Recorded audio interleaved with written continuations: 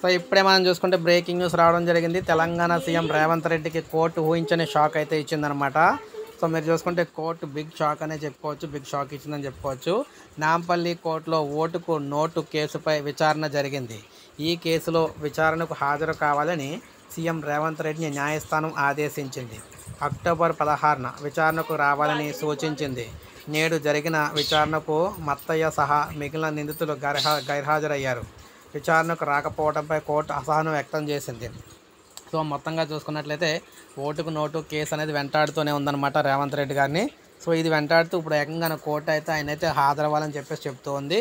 So దీనికి సంబంధించి మనకి అప్డేట్ అయితే ఇప్పుడే రావడం జరిగిందనమాట. విచారణకు అయితే ఈయన అయితే వెళ్ళాలన్నమాట. సో ఇది మనకు అప్డేట్. ఒక లైక్ చేయండి, సబ్స్క్రైబ్ చేసుకోండి. ఇలాగే అతి ముఖ్యమైన అప్డేట్స్ అన్నీ కూడా మీకు ఎప్పటికప్పుడు వెంటనే మన ఛానల్ ద్వారా నేనైతే అందిస్తూ ఉంటానన్నమాట మీకు. ఎందుకంటే తెలంగాణకు సంబంధించిన సమగ్ర సమాచారం ఇప్పుడు కూడా మన ఛానల్ ద్వారా మీకు అందిస్తూ ఉండడం అయితే జరుగుతూ ఉంటుందన్నమాట.